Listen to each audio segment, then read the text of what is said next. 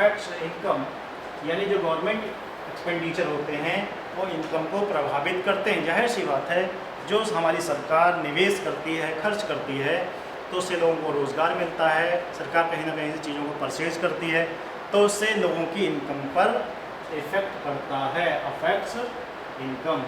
तो 3 sector model हमारा formula किस तरीके से होगा, y = C + I + G।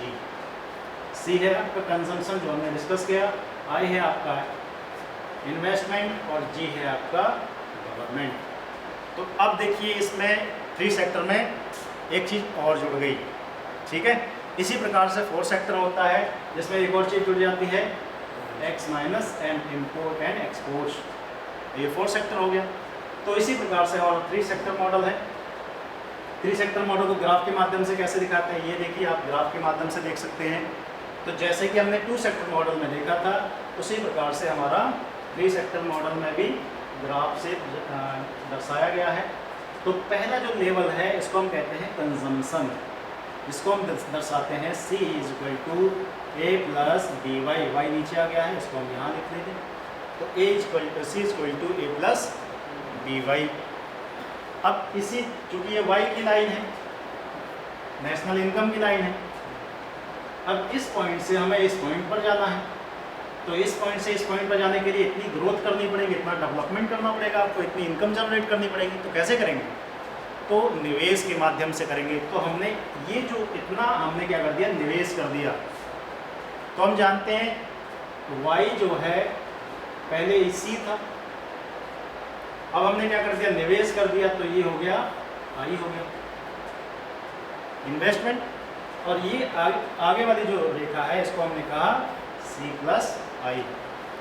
उसी प्रकार से यदि हमें इस पॉइंट से इस पॉइंट पर जाना है तो क्या होगा, तो हमें और ज़्यादा निवेश करना पड़ेगा या कुछ अन्य चीज़ें करनी पड़ेंगी। यदि आप निवेश नहीं करते हैं और इस पॉइंट से पॉइंट E1, E2 और E3, E2 से E3 पर पहुंच जाते हैं, तो इसके जाने के लिए हमें क्या करना पड़ेगा, गवर्नमेंट एक्सपेंडिचर।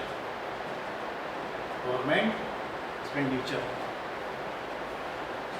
अगर आप देखते हैं, कभी कभी ऐसा भी होता है कि आपने देखा कि गवर्नमेंट एक्सपेंडिचर नहीं है 2 सेक्टर मॉडल में ही, ये जो रेखा है एक और ऊपर पहुंच गई, यहाँ पर पहुंच गई, तो उसमें क्या होता है कि हम एक्स्ट्रा इन्वेस्टमेंट करते हैं। इसको हम दर्शाते हैं ΔI से, ΔI।